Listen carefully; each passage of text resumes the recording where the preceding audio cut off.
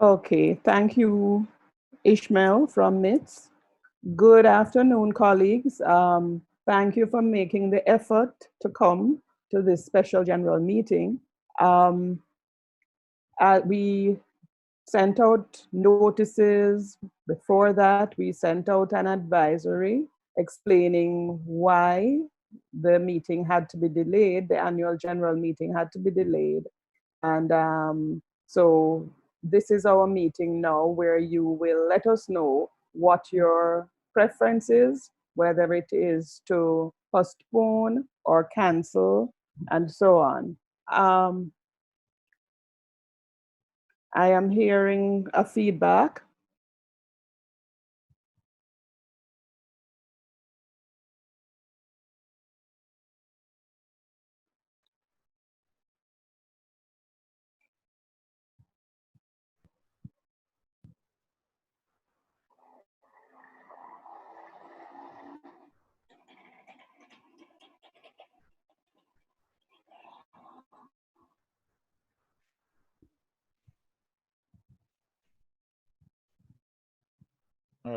Perhaps Raymond should mute his mic. Colleagues, welcome.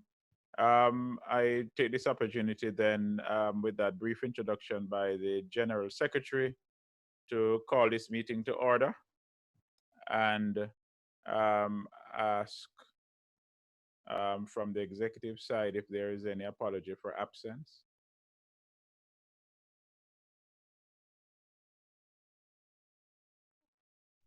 Ms. Richards, did you receive any apologies? I didn't receive any.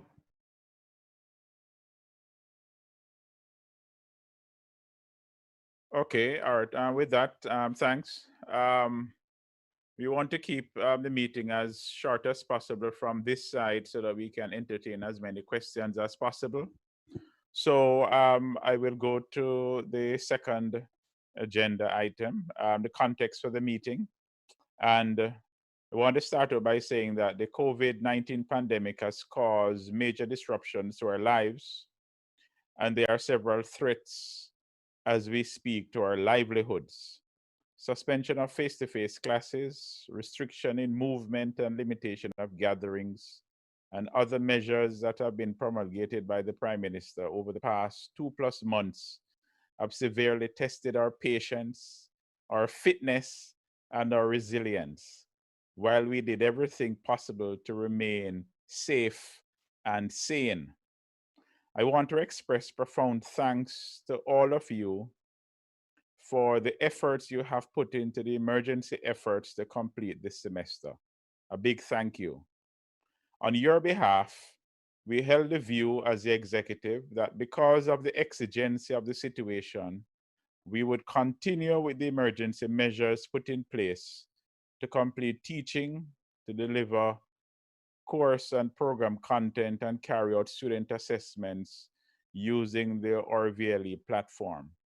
However, we have made it clear that going forward, meaning the upcoming academic year of 2020-2021, any consideration for continuation of these remote or distance teaching and learning must be part of a negotiated agreement, as there are implications for the terms and conditions of work, including but not limited to appraisal, assessment, monitoring, supervision, and important occupational health and safety matters.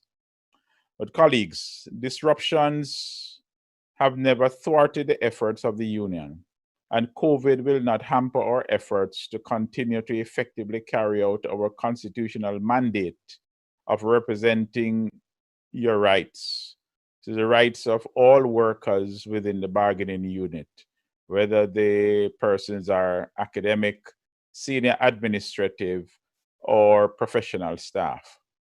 It is within this context, then, that we have called this general meeting so that we can have continuity, so that the business of the union can continue, so that we can ensure that the measures necessary for the safe return of all staff and students to the campus can be realized. Thank you, and we look forward to your continued support and participation in the work of the union. I will now ask the General Secretary to speak to the letter communicated to you with respect to the postponement or cancellation of the AGM previously scheduled for or otherwise constitutionally due by the last. I will ask Professor Hubert Devonish, Chair of the negotiating team, to lead a brief discussion on the impact of COVID-19 on members in what we call a temperature check. So thank you again, and I can turn over the next item on the agenda to Charmaine, who will speak also to the options available for poll that you can do using the interface that you'll be on. So Charmaine?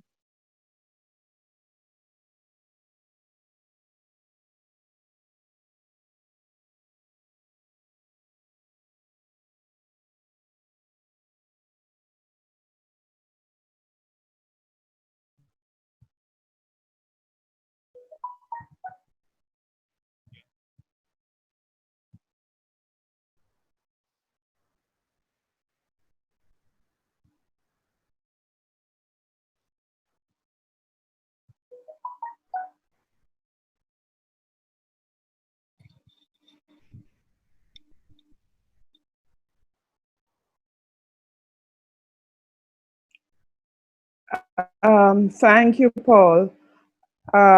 Thanks. I was quite confused. I was hearing twice. So I wasn't sure who to listen to. Yes,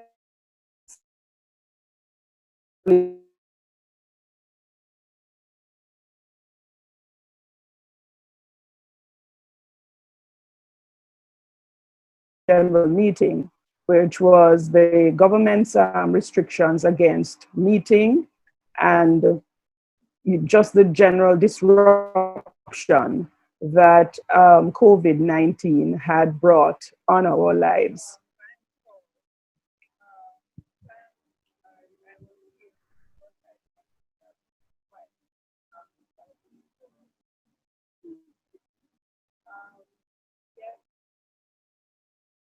I'm getting that feedback again. I don't know, Ishmael, if that can be rectified. I'm hearing myself after I speak, long after I speak.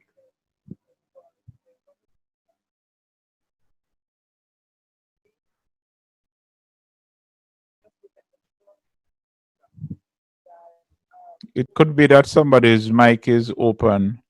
So perhaps Ishmael could see Dana Smith might have a mic open.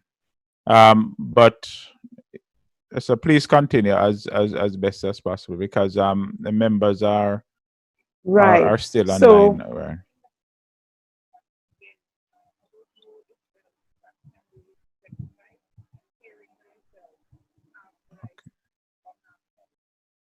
okay.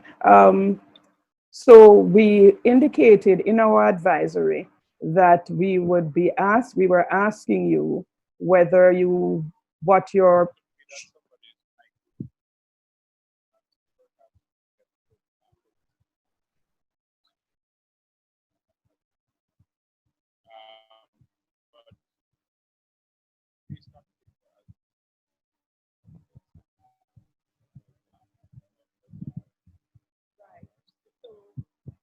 okay. So we did send out a communication to indicate that by the end of May, we would be back in touch with you to ask you to indicate what we would be doing. This is what has brought us here now to having a special general meeting where you can say what you wish to do, whether you want the annual general meeting to be postponed or cancelled. MITS, I must say thank you very much to MITS for facilitating this meeting and various meetings before this. that we held with MITS to work through how we would be able to conduct this meeting.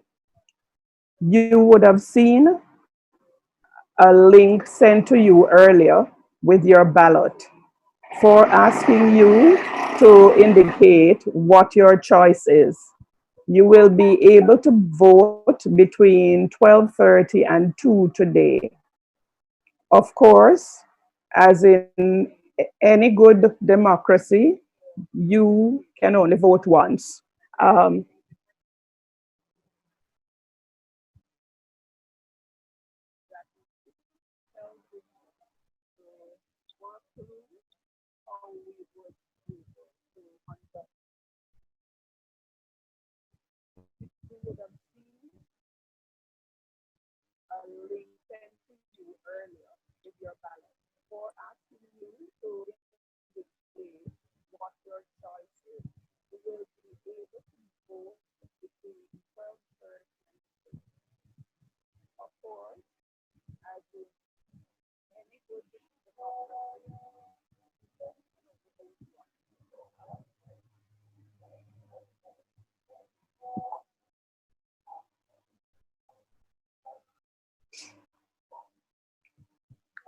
we also have someone monitoring the Zoom room, as well as someone monitoring the comments on YouTube. So if you have questions or comments at this point, please type them in Zoom in the chat box, and Miss Osborne will let us know what you're saying.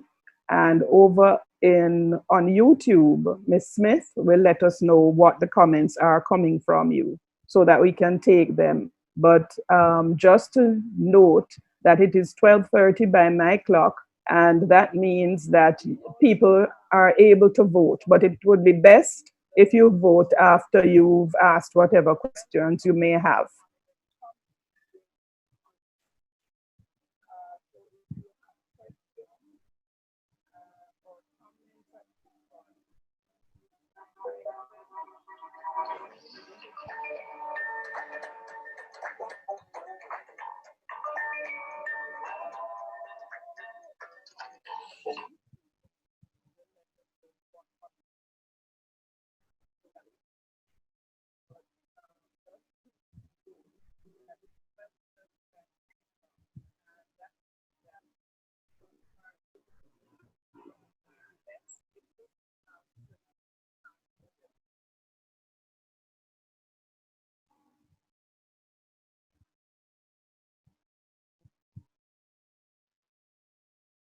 So there are Okay, no so questions any or comments. questions? Any questions or comments?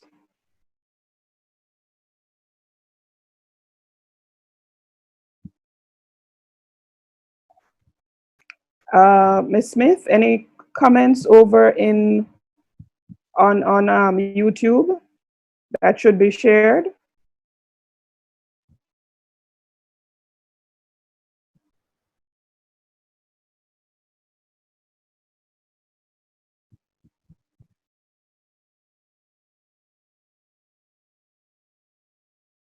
Still muting. Right. So perhaps the questions will come a little later. So in the interest of time and for production purposes, so that we don't have a lot of dead air, um, the members can probably multitask. So they might have already clicked on the link that was sent, so they could register their vote um, as appropriate. It is one question, and once you click next, then your vote will be recorded, and it is impossible to vote more than once. So, and we'll be able to tally those at the end of the period that is allowed for the poll to be cast. So we can perhaps move, in the absence of any questions on that point, then we could probably move to Charmaine, the next item on the agenda. 1 minute, please, Paul. I understand Okay. that there are questions and comments. Okay. Okay. Is Miss Smith able to speak in on Zoom via Zoom? So are you hearing me? I've been trying. Yes, Okay. hearing you, but could you speak more loudly? Okay.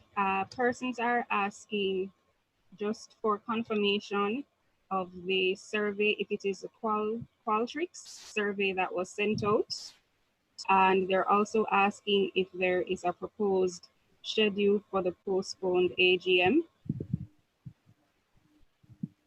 Okay, yes, it is the Qualtrics link that you received this morning. That is where your ballot is.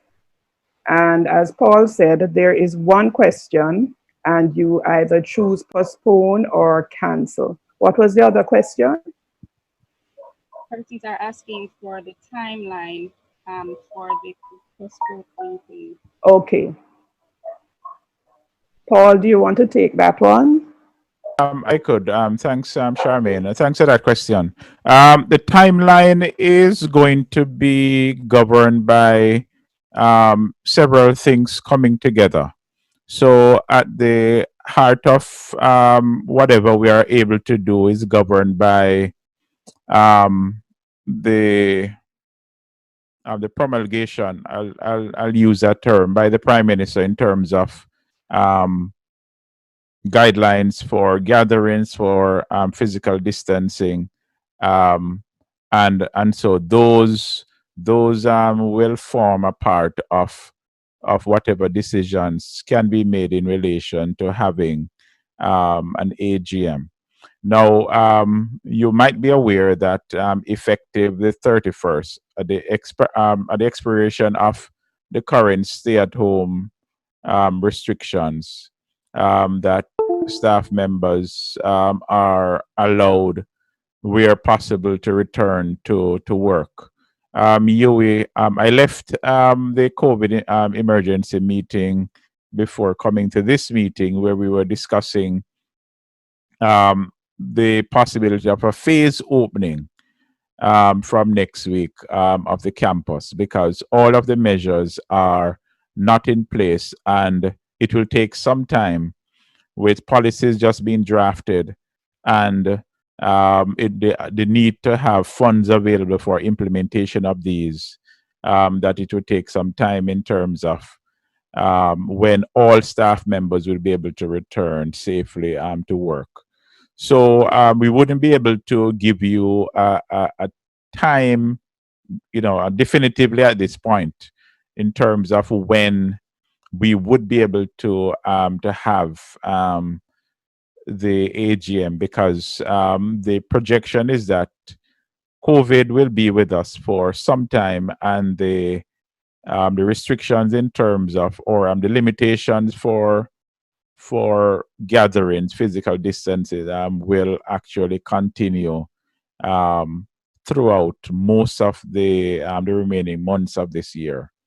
So we will have to be guided by those with respect to the possibility of meeting together as a large group, as we would normally do when we would meet at the Rex Nettleford dining hall, dining room, for AGM.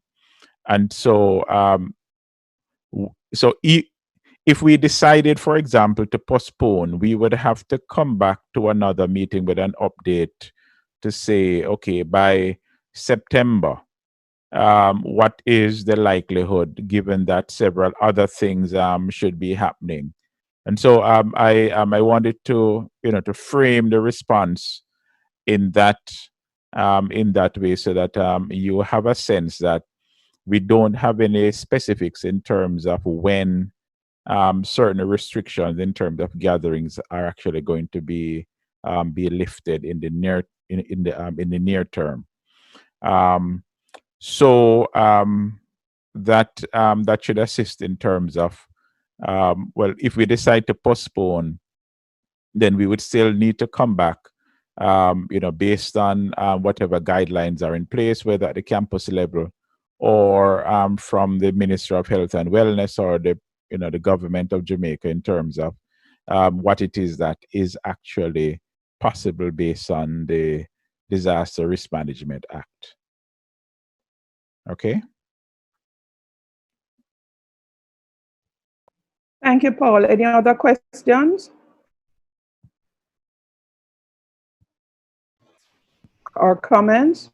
Yes, Sylvia Mitchell is asking if the present officials would be willing to serve another year.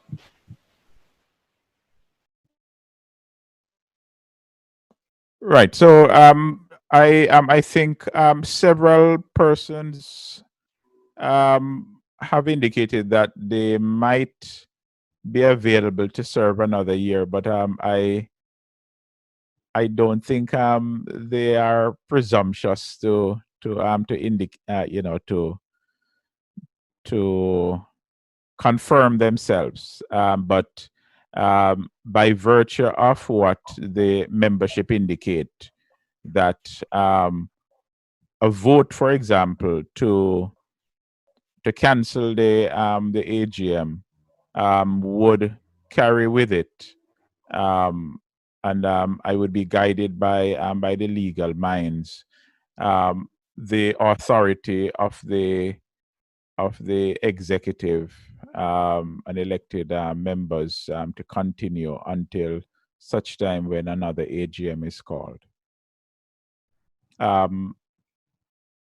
So some members have indicated that they would be available, and then there are others who, based on the vote, would indicate their availability.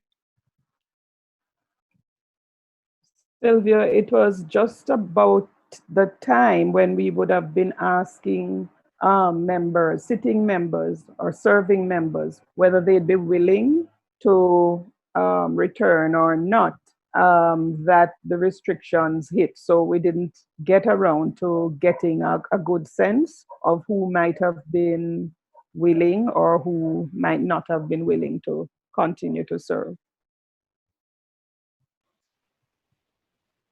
Another common question being asked is it possible to conduct the AGM remotely as we're doing now?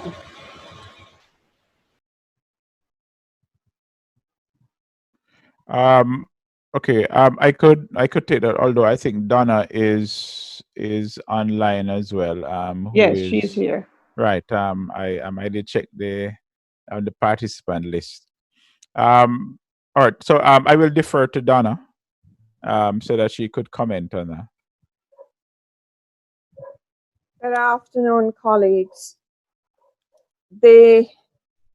Our current constitution does not speak to having virtual meetings.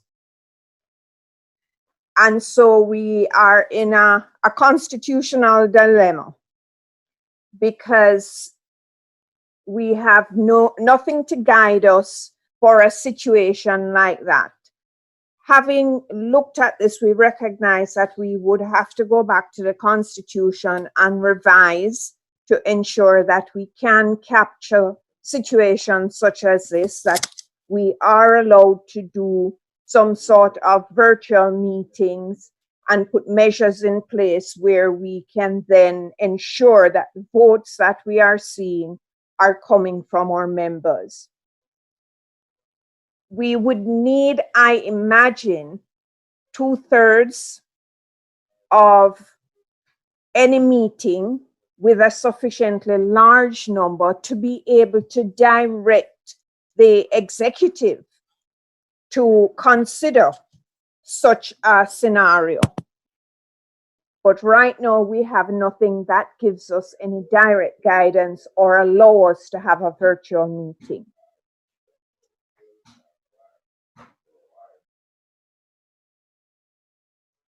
All right. And just to add as well, that the Constitution,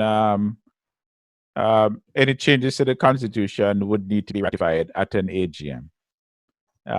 So hence, it is almost like a catch-22 kind of situation, where we need to effect the necessary changes to the constitution to allow this, that kind of meeting where votes can be polled virtually as we'd be doing. However, while it could be done for a general meeting, it is not the same for an AGM. Okay. We have a few more questions. Will reports on various activities over the past year be available in the absence of an AGM? You may have already touched on some of that in your response, however. What normally happens is that the Wigut office would send out an email asking chairs of committees and so on to submit their reports. Again, that activity was truncated. We received one report, and it is my intention, whatever the decision coming out of this meeting is, it is my decision, my intention to ask people to submit their reports just the same for the year from the year past, April last year to April this year.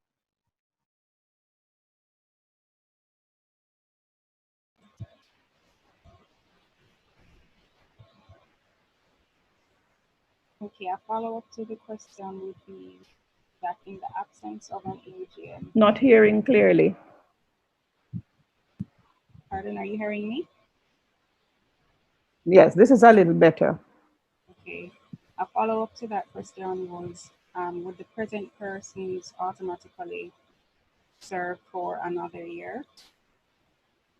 And does the Constitution be a face-to-face AGM? Well, Donna had addressed that matter. The Constitution doesn't speak to the mode of having the meeting. It does not address whether it's face to face, whether it's physical, virtual, whatever it is. So that question had been addressed, and Paul spoke to that as well. And what was the other question?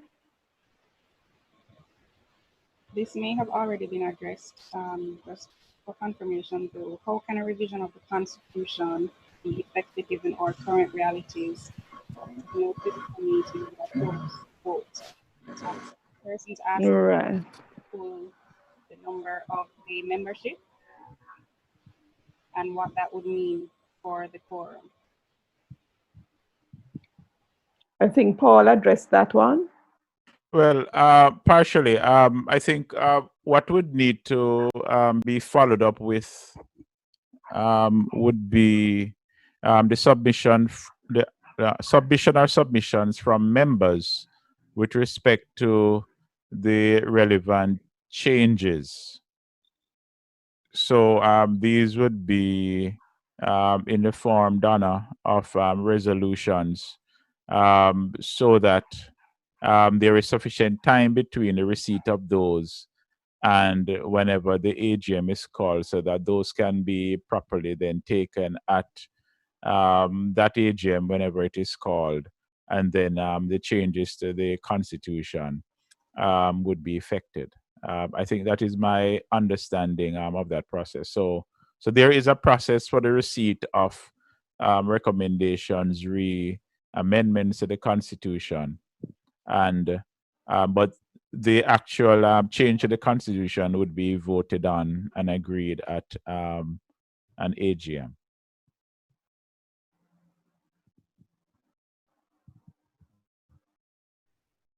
There was some person saying that they have not received the link in the email. I did provide in the chat so the email subject line, as well as where it says that you can also copy the link in your URL, the URL in your browser. But some persons are still saying that they have not gotten any link. talking about the link for voting. Yes. And there are people on YouTube who are saying they didn't receive it. Yes, that's correct. It's pretty much the same list that was used, so perhaps they should check their spam mail and so on to see if by chance it got in there, and remember that it is something that says something about Qualtrics.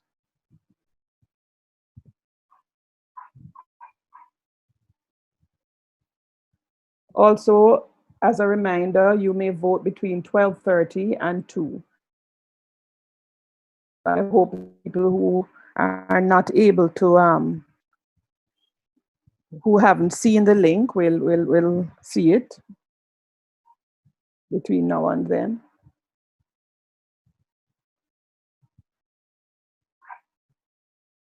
Any other questions or comments?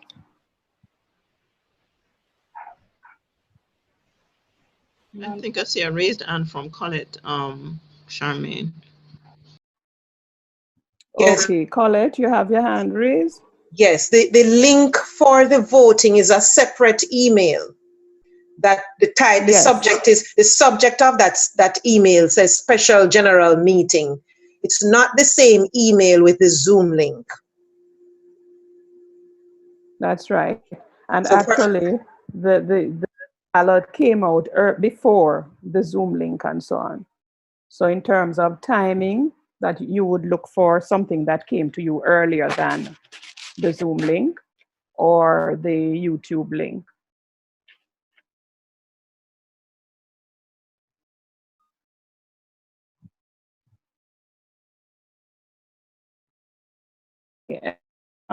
Queries, comments? Can we then move on, Paul? So we take it that voting is continuing as we speak, and we should be able to move on to the other item on the agenda. Sorry, Donna has her hand up. Okay. Thanks, Paul. I saw on the YouTube channel one member stating that unless the Constitution explicitly defines meeting as people physically sitting in a single space, then there is no legal or practical reason to hold a meeting to permit virtual meetings. Thought I would point that out because I didn't hear that coming across.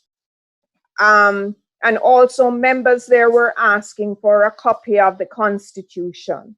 I looked at the Constitution, meetings are not defined.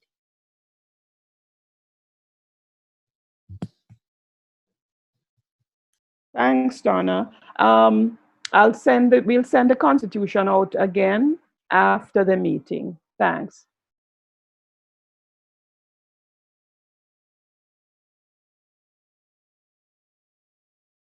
Just a few more questions or comments on the postponement. Perhaps the first point for consideration is to have a poll with the possibility of a virtual election or differential to another year. And someone also is asking what happens if we cancel the AGM and some of the officers are not able to serve another year?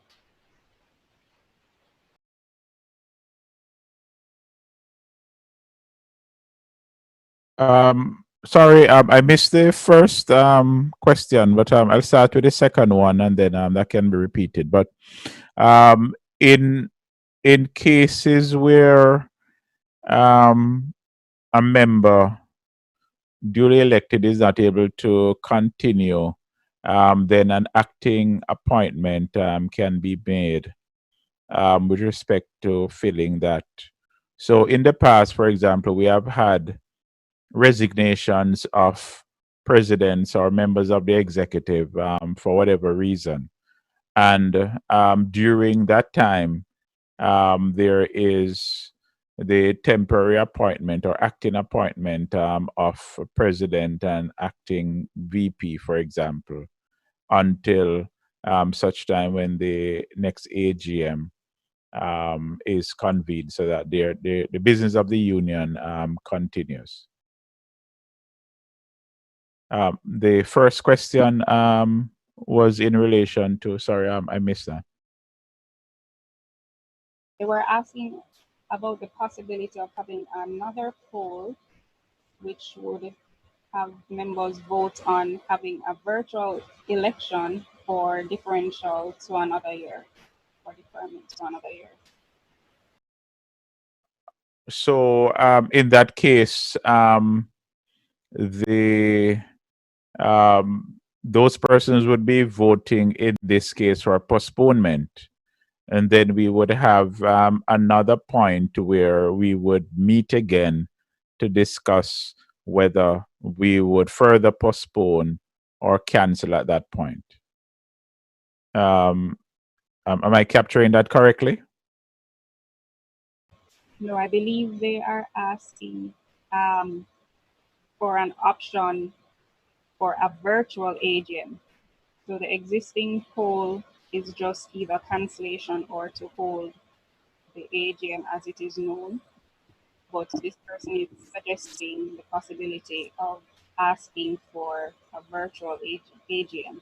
Right. And that question or that point was answered by Donna Minot Cates with respect to the Constitution not speaking to the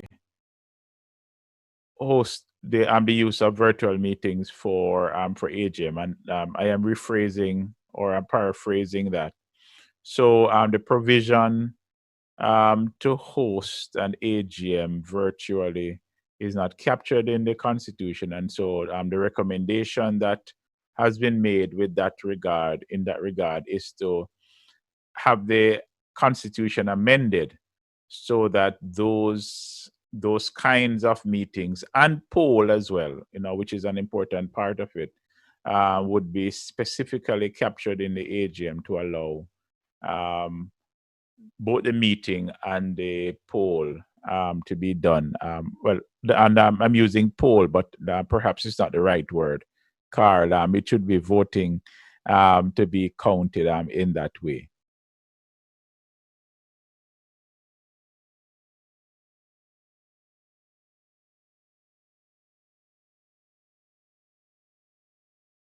Okay. If there are no further questions or comments, Paul, we can move to the other item on the agenda. That is correct. Charmaine, there's one question that someone asked about the size of membership.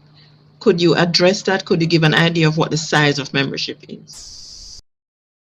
The membership of Wigut is almost 900. It's very close to 900, 800, and I can't remember the exact figure, but it's very close to 900.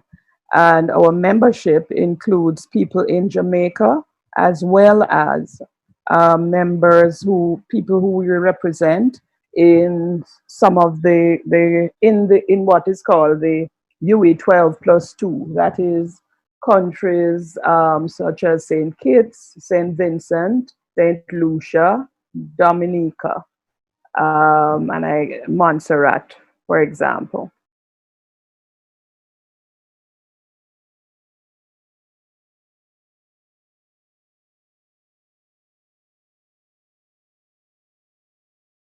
Okay, so Paul, Dana advises that there are no further questions. So I think, and Pauline would have said if there was anything else. So I think you can proceed to introduce the other section on the program. Okay, thanks very much, Charmaine. So with that, we can have the goodly professor take out his temperature gun. And as I've seen some cartoons on Twitter, we hope that it won't be an absent-minded security guard that takes out his holstered weapon and shoots the person that he should be taking the temperature off. But that was a joke on Twitter that I saw recently. But we wanted to do a brief temperature check to see how COVID has been affecting you as a members.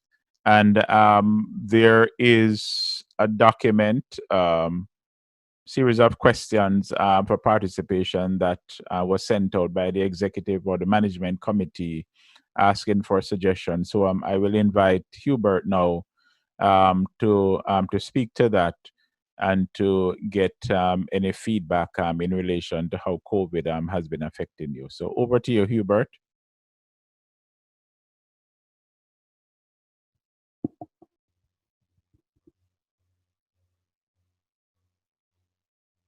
Hello. Hearing you. You hear me? Yeah, Okay. man. Yes. All right. Now, I think what I would try and do is to split it in two. To first of all, mention, of course, that, and this is me speaking as as the as the chair of the negotiating committee, kind of somewhat expanded in the sense that we have been proactive in identifying negotiating matters and dealing with them in advance. So the first thing that we did was, once the COVID-19 thing hit and people were asked to work at home, we had sent a letter to the university administration pointing out, of course, that we were cooperating with them. We understood that adaptations had to be made, but that there were substantial changes in terms of terms and conditions of service, which would have to be negotiated. And we put that firmly on the table and said the fact that people were accepting and our members were accepting of the current situation was in a response to an emergency, and that this could not be taken to be necessarily the new norm, that negotiations had to take place. So that was the first wave of engagement. The next wave came as a result of meetings, some formal, some less formal, with the university, with the campus administration in the first instance, indicating that they had financial crises, that their projections about earnings going forward to the end of the school year and beyond were such that they were in a tight financial crisis. In addition, they were making representations to the University Grants Committee for payments or subventions from the governments for the new academic year. And that they anticipated that there would be a fall off in both subventions as well as fees from students, and that therefore they were in a financial crisis. The response of the negotiating committee was that the assumptions that the university were making were, that there would be a fall in subventions from the government was not unnecessary, or subvention from the governments, I should say, was not a necessary starting point. Why? Because we had argued for 10 years and pointed out how beneficial the University of the West Indies was to the Jamaican economy. And we knew that the IMF had been approached and funds already have been disbursed for the revival of the Jamaican economy. And we were arguing that as an economic entity that employed X number of people and contributed Y amount to the Jamaican economy, that in fact any economic revival funds that came in should also be targeted at UWI, because we are part of the economy. And therefore the assumption that the government was going to cut the money was false, and we should make recommendations to the government of Jamaica along those lines. We additionally wrote the chairman of the University Grants Committee, again making the point about the contribution to the economies of the region of the university, and the importance, if you want economic revival, to also help the university in this transitional period. The second point we made, of course, was that it was not inevitable that student numbers would fall off. It would require special efforts to go out and recruit students in the new situation and be very creative about fees and that kind of stuff. but that it was possible to in fact turn around or change the projected student numbers in a positive direction. Now, that was the framework within which we told and wrote to the campus principal, as well as the as the university, the chairman of the university grants committee, indicating that we had set up a research committee that would in fact, in and by the middle of June, come up with a set of proposals that would address the turning around of the economic situation of the campus, right? Via both making representations publicly about the importance of the university and the campus as an economic driver for economic a revival, and as well creative ways of both saving money and getting student fees by creatively recruiting students in a variety of ways. So that's where we are right now. I should mention that since then, or just this morning, a document came from the Vice Chancellor now as part of documentation connected with meeting the presidents of the 3 Wiguts, in which the Vice Chancellor now, as opposed to the campus principal, is saying as a fait accompli that they are going ahead to the University Grants Committee next month with a proposal to cut $50 million off of the proposed budget out of a recognition of the economic problems of the countries of the region. Again, missing the point that UWI contributes to the economy. It is not a drag on the economy. The research has shown that we put out or we give the economy more than we take out of it and so on. But that said, this is the position of the University Vice Chancellor, that they're going ahead with a $50 million cut without arguing the case or without, and as well, making the assumption that our student numbers are going to fall without any creative attempt to deal with that problem. Now, the challenge for us is that we have to both carry a $50 million cut will mean loss of jobs and or cuts in salary. Now, Mona is already, from a salary point of view, at the pits, the bottom of the pile in terms of salaries. So it is difficult to imagine how you could sensibly cut Mona salaries and keep your staff. So that's one part of it. In addition, of course, given that, then the other thing that they're looking at, and they will look at, is clear, is layoffs. So you have to face the facts. We are fighting for our survival at this particular point. Ironically, the university, instead of, once it was faced with a crisis, involving the unions and everybody in a discussion about what to do, the university has already decided what to do, which is they're going to cut $50 million and then turn to us and meet with us to say, well, brethren, we have to cut staff. How are we going to do it?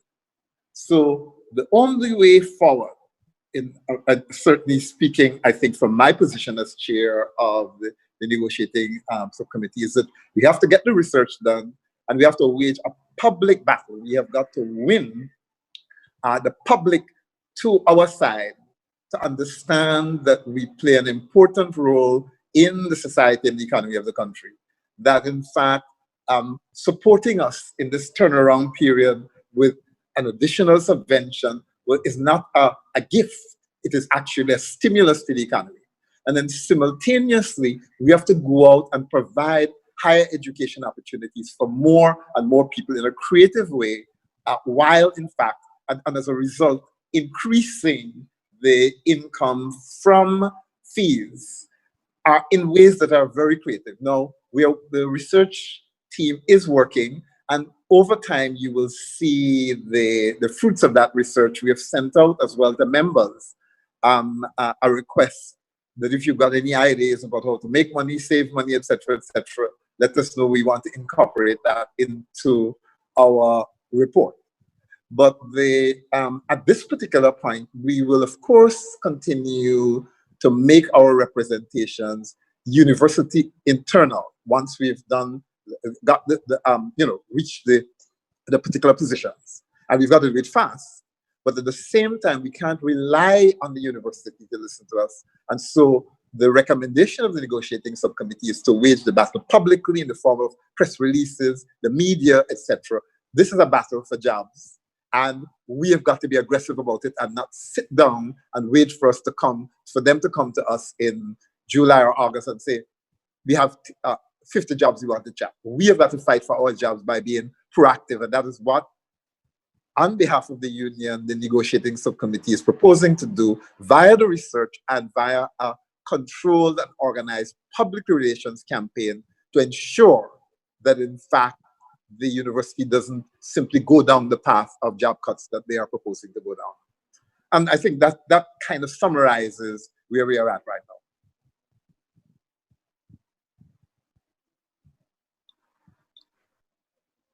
Thank you, Hubert. Are there any questions or comments, colleagues, that you want to raise at this point? I have two comments and questions. One, the union will have to get its boxing gloves ready. That's from Doreen Gordon. And Anita Thompson says that I understand that the governments of the region have not accepted the budget of the UA. Can anyone corroborate? I agree that UA is a necessary to the economy, but how well is that truth being met? No, I didn't actually hear the question. Was it that they said that they understood that the governments of the region had not accepted the budgets put by UWI? If that's the question, yes, they didn't accept them. They told them to come. The University Grants Committee told the university to come back to them with revised proposals for their 2-year budget. They come back to them by the end of June. This was in a context where they expected that the revised budget should go down, not go up. But so that's a fact.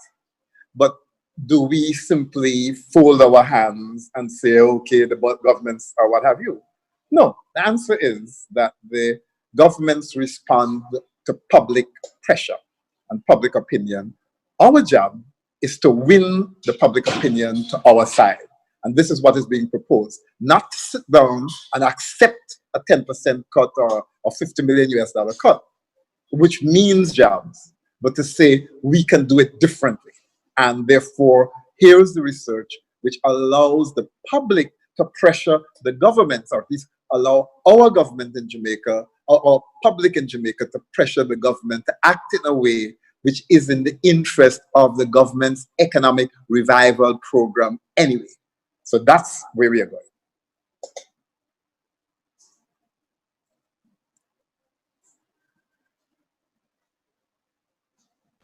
Any other questions or comments, colleagues? And just to say thank you to those of you who have submitted recommendations, suggestions, and comments in response to the email we sent out asking for your ideas. Thank you. We have got them and we are putting them together.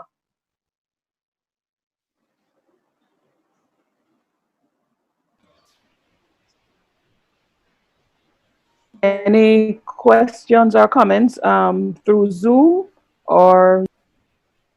Comments.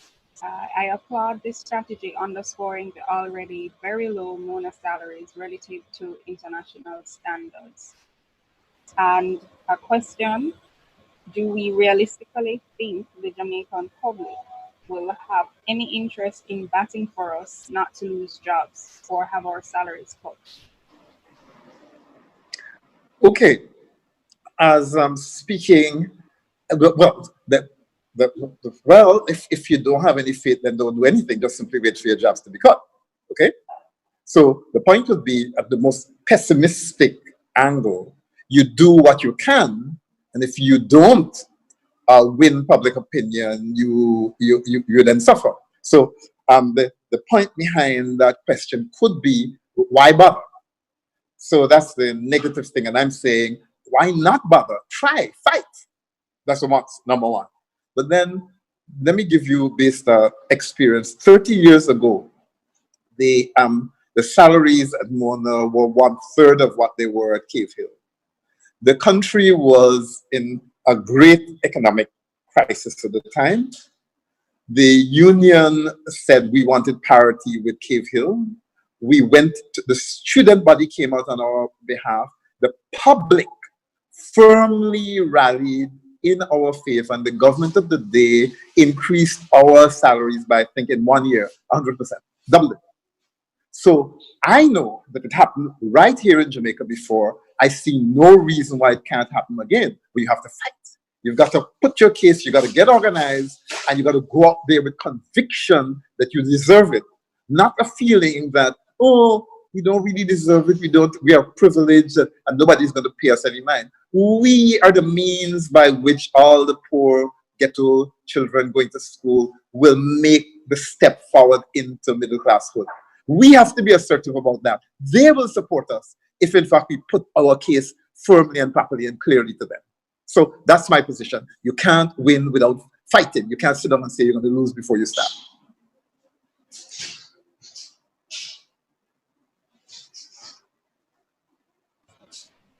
Okay, we have quite a few questions coming in. One, do we anticipate UMONA taking the same approach as MCU, that is across the board 10% pay cuts? Salary cuts have been used before as a strategy by UA.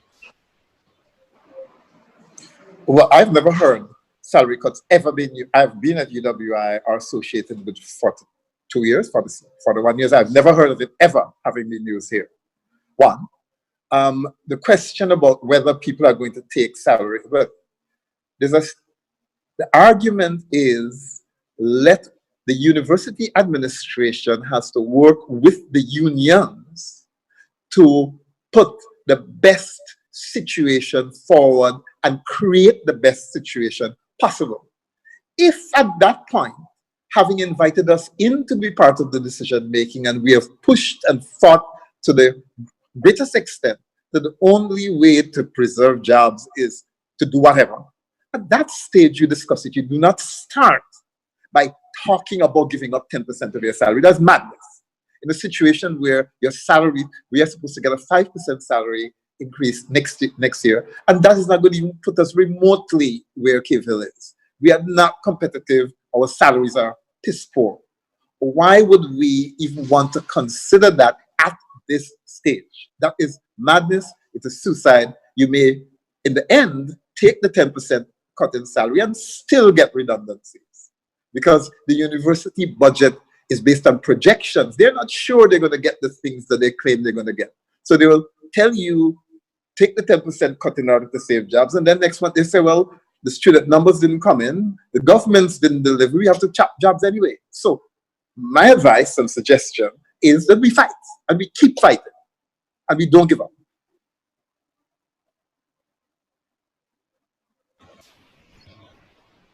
Okay, next question. Given what is happening to universities globally given this pandemic, most are making drastic changes to reduce revenue. Are we prepared to accept any changes so that we can secure our jobs?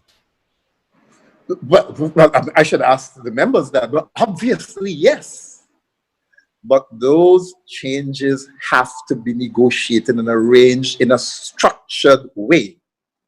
People seem to think that, oh, working at home is a panacea, etc., except when the complaints start coming in. Because the same people who are anxious now, yeah, just work home and don't let's worry about it. 5, 6, when the job evaluation issues arise, when the health issues arise, because many of our members don't have adequate place to work at home, they will do whatever they can and then end up, of course, with bad backs and all the kinds of problems and so on, stress, etc. That is why unions are here. We have to see problems before they are presented to us. And what we are saying is we are absolutely prepared as a union to adapt and to adjust. But the way that that works is by creating appropriate conditions for work, which will allow our members to be productive and not create problems further down the line. So we say we love change, but change has to be negotiated. It is not a one-sided matter. Your conditions and terms of service are not determined by the university. They are actually determined as a result of a set of documents which have been negotiated between the union and the university. As a result, the university cannot tell you tomorrow to do X or Y that is in convention, in contradiction of those existing agreements. So together, management and union, we are committed to working to make ourselves more productive, to safeguard the health and safety of the members, the jobs, the salary levels, and to deliver high quality education. But it is not unilateral. The university, our collective terms and conditions of service are not determined by the campus principal or the vice chancellor. They're determined by an arrangement, a set of rules, regulations, statutes, or you name them, blue book, etc., that say what we are required to do and the conditions under which we are required to do them. So it's all about changing, but changing in a manner where we are not, where we operate as equals with management in bringing about those changes as a team. Hi, but I have a question. What I'm really interested in about is what is the methodology in fighting in such a situation? Because one of the major problems we have is that majority of our staff fear victimization, right? If they speak out, they will be victimized. And that also leads to nepotism. So, what is the methodology to actually even just get the full support of staff to actually fight in such a situation without having to fear victimization? The answer is a trade union, which is what you have. That is why we are a registered trade union. We speak as a legal entity on behalf of everybody. You speak through us to them.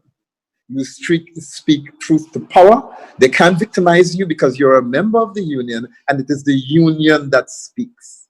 So my answer is your strategy in this situation is that wherever and whatever happens, including redundancy issues, etc., you speak through your union. That's why you have a union, and that is why the laws of Jamaica protect you as a member of the union by giving us the power to speak on your behalf and to defend you and protect you from victimization.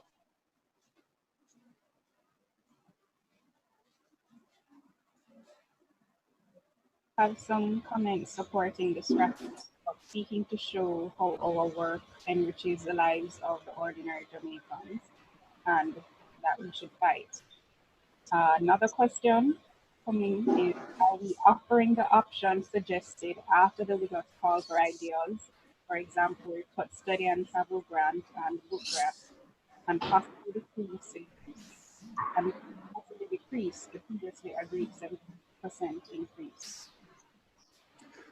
Okay, you do not negotiate, but speaking now as the leader of the negotiating team, what if we in this public forum agreed to give away a study and travel grant? Well, of course it will go. And you will lose it. The study and travel grant is there for a reason. So the point is that whatever concessions may be made in a situation of negotiation, where the union as your representative is privy, for example, people are talking about give up this and give up that. Have you had a look at the university accounts? Do you know what they're spending the money on? Do you know what the vice chancellor is spending on his entertainment? Why are you willing to give up something without having access to the accounts? So the deal that we're operating with right now is we are trying to get the actual statements of accounting as far as they exist from wherever within the university we can as part of our research project.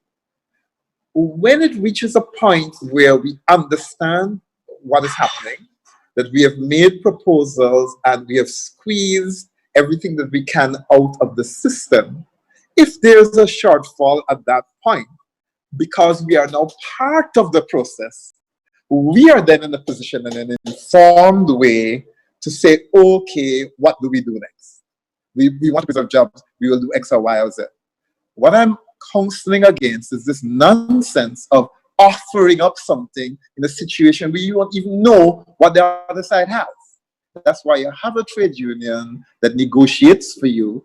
And certainly, if you want me or if I'm being asked to negotiate on behalf of Wigut, I will not be coming in a public forum and saying that we are willing to give up anything. Okay? Because this is not the appropriate place to do that.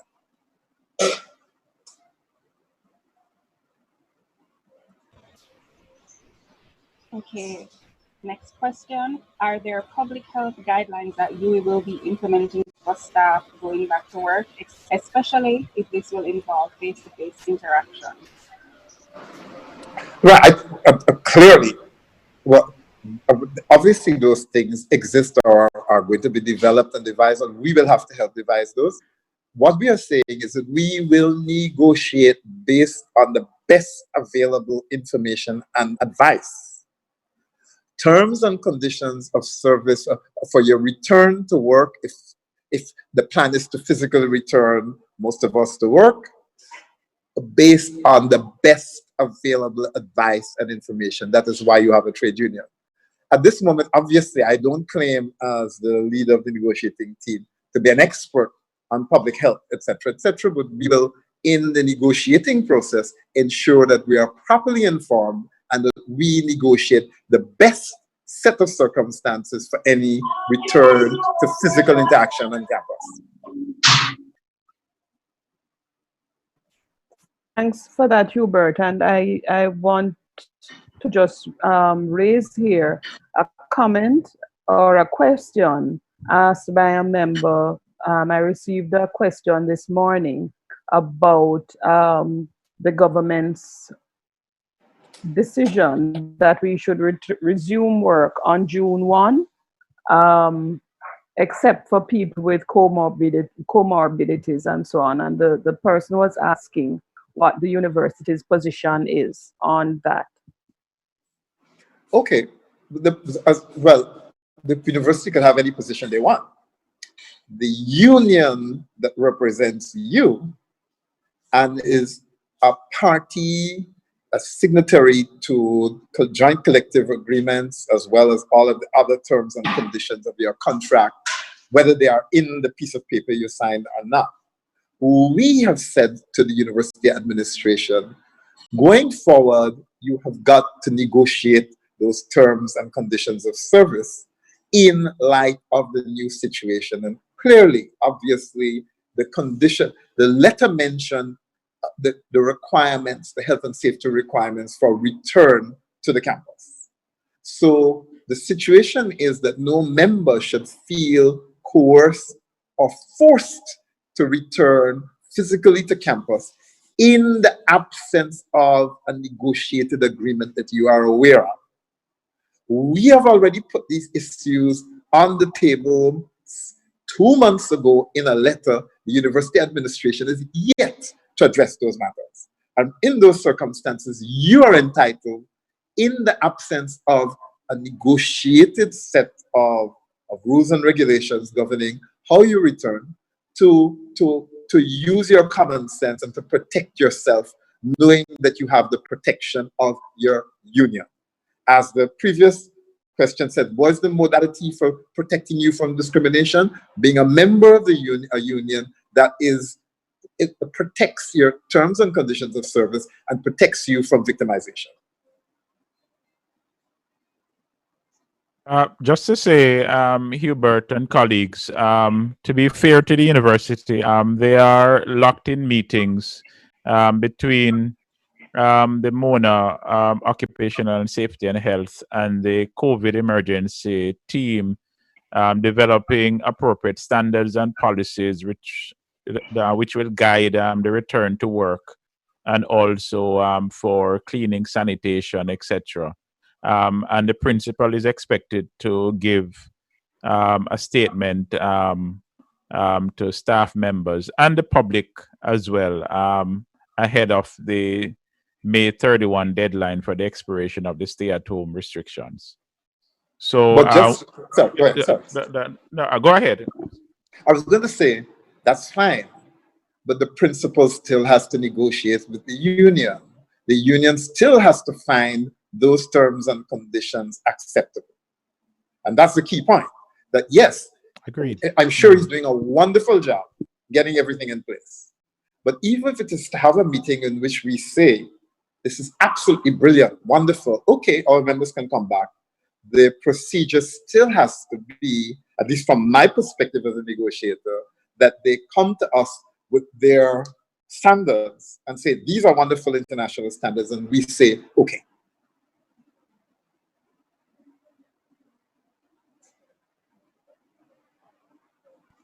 We have a lot of comments in support of what's being said.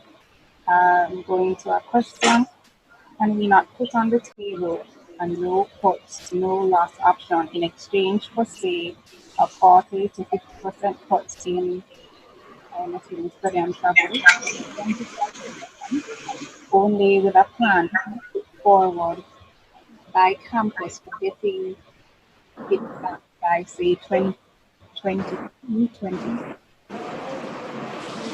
So they're asking if you can suggest a 40 to 50% cut in study and travel grant for the upcoming academic year, with a plan to get it back for the academic year 2020. Well, I said before, as a negotiator, I don't negotiate in public. And any discussion about giving up anything is not going to take place in this forum. So I'm saying it is madness to discuss that in this forum. If it comes to that at some point, we as negotiators on your behalf, if we think, given the information that we have, that this is right now, talking about making a concession is in a situation where you do not know what the other side has. You can't concede when you don't know what it is that they are doing on their side. You concede when they open their books and you know everything that is going on and you know all the problems, and you say, okay, let's consider X or Y or Z. I'm saying we are not in that position. So why is it that people are having an ongoing discussion about what they want to give up or could give up in a situation university management hasn't said anything about what they're giving up? Right? And we hear the grand thing about the vice chancellor taking pay cut for 3 months, but then what happens after that? Right? So all I'm saying is I will not comment and will not in any way have a discussion about what we are going to give up or can give up or might give up, because that is madness in a negotiating situation, even if the intent was to give it up. Okay? Because if you announce that you're going to give up something before you hit the negotiations, you will of course give it up and get nothing. Nobody in a negotiating situation gives up something for nothing. And this is what this discussion really is leading to. Giving up your study and travel grant or a portion thereof or 10% thereof, and you may still lose your jobs in the end. That's not the way to do it. That's what I'm saying.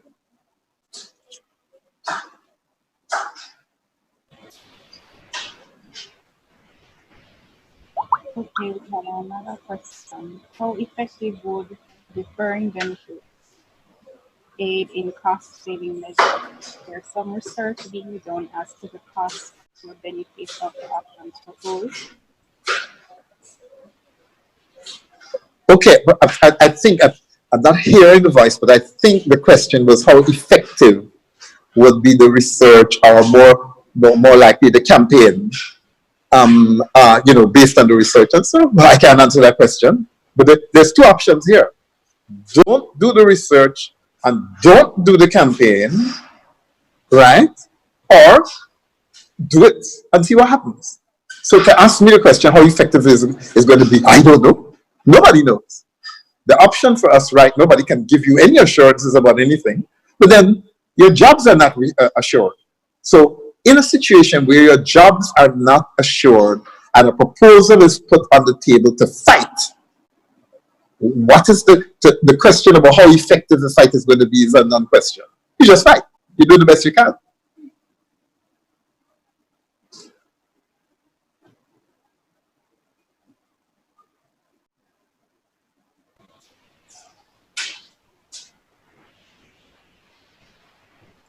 Cool. Looks like all the questions are asked now, so that's cool.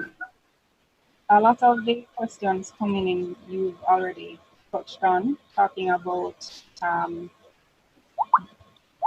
probably giving up certain benefits. But you have a response on that.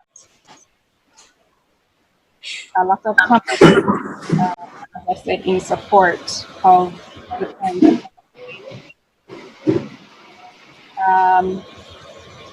I'm here that we have a full accounts. This should have been presented to the union from the first meeting in March or April as to guide all parties on the true way forward. Sorry, I didn't get that. What should have been presented to the union from Accounts, there are The account. here that we've requested the full accounts, which should have yeah. Well, we have been requesting accounts for you from the time nearly 2 years ago. The campus principal came into office. We met and we said we want to carry out a piece of research that would help you to make sensible decisions about the funding of the campus. He said he would send us the statements of account. It never happened. We have met 3 times, it never happened. The first time we got any financials was about maybe 6 weeks ago. And then he apologized. We met about 6 weeks ago, promised them again, they didn't come. And they recently came maybe about 3 weeks ago with profuse apologies. Okay? Now, I don't think the campus principal is being wicked. I don't think he was deliberately nasty or secretive. But the system that we are working with and that he is working with is not very useful. This is precisely the point. Here we are negotiating with the campus principal, who I think is a person of goodwill, but yet one who is unable to provide us with accurate accounting in a timely manner, even though he promises to do so. That is precisely why we have to be very careful in talking about what we give up and what we don't give up. So the situation is, we have to work with an imperfect world. Had we gotten the information a year and a half ago, we'd have been doing the research and been a lot readier for COVID-19, because the economic crunch was already there. COVID-19 has just made it worse. We would have been in a better position. Reality is, the real world has put us in a situation where the COVID-19 has created an opportunity for them finally to give us some of the financials.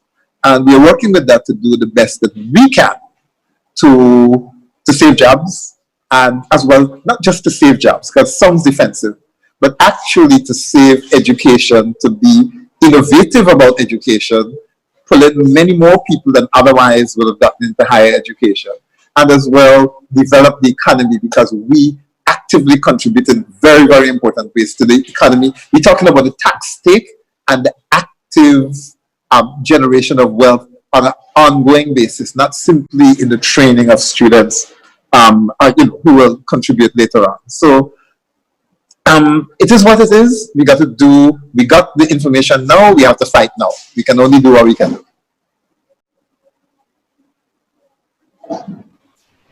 Okay, we have a comments with about 4 passages. The proposal should be to government to find out the number of students who would have gone on work travel and they be funded as loans by the government. That takes care of slack. There are many who would want to come to UAE who cannot leave their jobs. If we creatively use this opportunity, we can have 3 streams of income.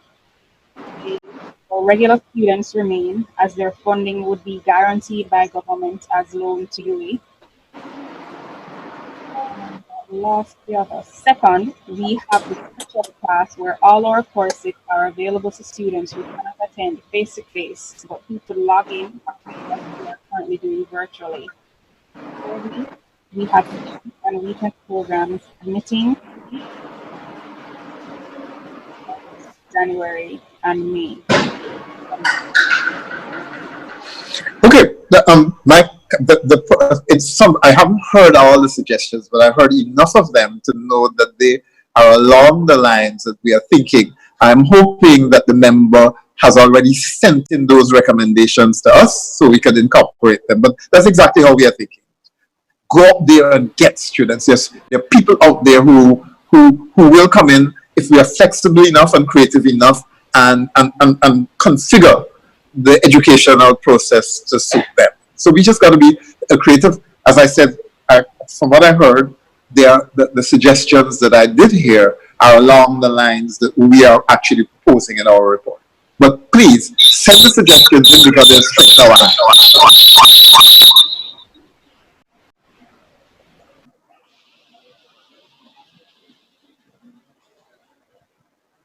Okay, just for point of reference, that those comments were coming from Tunde Biwaji. I apologize if I've massacred your name.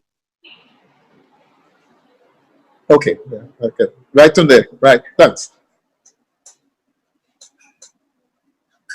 Okay, so we've had a good discussion, I think. But what I'll beg is that all the people who have ideas about how to, we should think, please send in the ideas. We have a limited timeline. We're trying to get something together, an initial, a statement of principles by the first week in June, which is just simply outlines the way that we're going to go about it.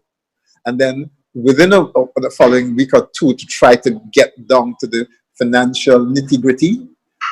We will, of course, send it to the chairman of UGC, vice chancellor, whoever, but we are going to the public. It is the public in the end that will determine whether our position prevails or not. Governments listen to people because people have votes. And it's the voters that in the end will determine what happens to us. So anyway, thanks for the interest and the commitment.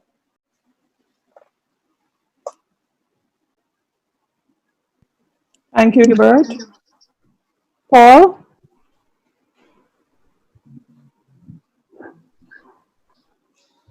Right. Thanks, Hubert. A very important discussion in relation to where we are and how we are going to proceed over the next week to 2 months as we look forward. Well, as we look towards July and the beginning of the next academic year. I want to thank you all for your contributions, and we anticipate that further suggestions, etc., will come in as you consider what it is that has been discussed and ideas that you have, which you are going to send in to the Wigut office. All right. So please do not, 1 second, please, Paul. Yeah. Please do not delay in sending forward your suggestions if you haven't yet done so, because the deadline was actually the 22nd of May. So please don't delay, because we would like to be able to finish putting them together by Thursday for the latest. Okay. All right, so colleagues, with that, is there any other business? If not, we have said a lot of thanks. I want to thank members of the executive, thank MITS. There are so many different parts that had to move together to ensure that we had a successful meeting. There is still another,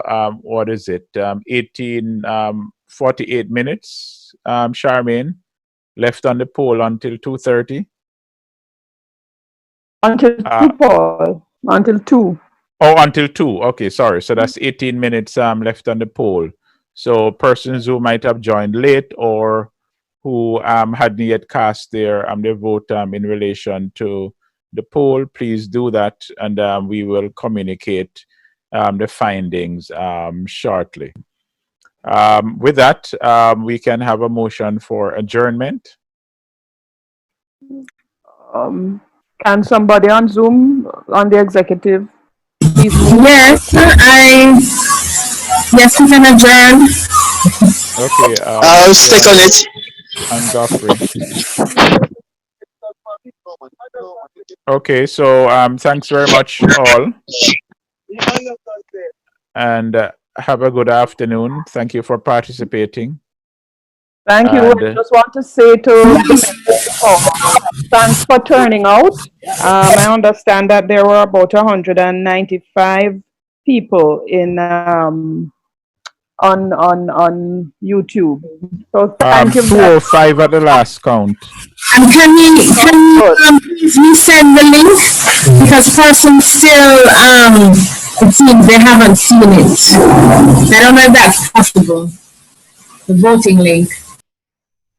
May I suggest, Charmaine, that you put that in the subject of the email so that people will recognize it has the link in it? I will have to quickly talk to Mitz about that, because it's set to close at 2. I'll have Or to just quickly talk to Mitz about it, because you know, it's each person Understand. has one vote. So let me find out what is the best thing. Or remind them what the subject matter was for that email. I think it said special general meeting. Just remind everybody. Yes, that's what it says. Special general meeting. Right. Better if we got the names of those who said they did not see the link. That may be better.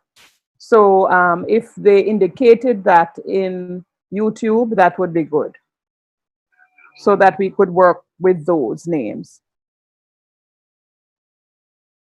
So could you please quickly put your names there if you did not get that link, and your email address, because it may have been something that went wrong with your email address. Okay.